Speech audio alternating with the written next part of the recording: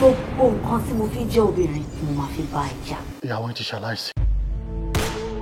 Adébáre ló lead squad tó wá arrest bàbá tèmi, my father. Bàbá fiancé ló kọ́kọ́ rán lọ sẹ́wọ̀n. Kò tún arrest ní ẹ̀gbọ́n ẹ̀. Verbal evidence lásán lásán. Kẹ̀mí right láti jọjọ́ yín dáadáa. Lẹ́yìn fi máa jẹun. Wọ́n dẹ̀ mọ́ síbẹ̀ yẹn, wọ́n dẹ̀ la inú ẹ̀, wọ́n lọ jẹun yẹn, tèmi á dẹ̀ bàjẹ́. Láti treat irú àwọn case bẹ́ẹ̀ yẹn severally. Ìgbà yìí jẹ báńkì lówó.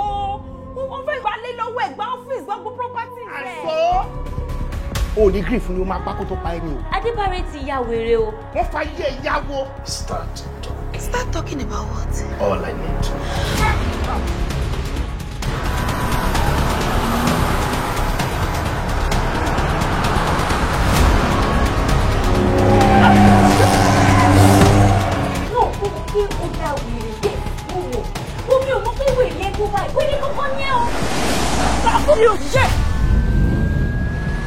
Lójú akẹ́kọ̀ọ́ léwu, ṣẹ́nu adìyẹ ẹnu ẹ̀ka ti gbọ́n. Kí ló kàn ní pẹ̀lú ìyẹn kò ní ìlú? You want island?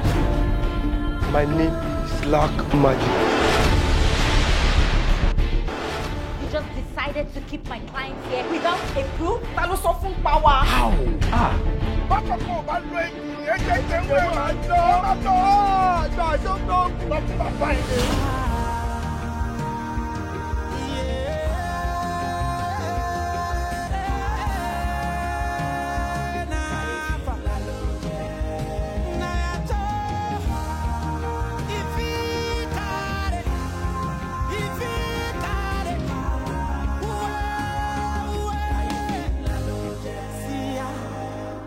Kò sóhun tójú onírí, kò sóhun tójú onírí.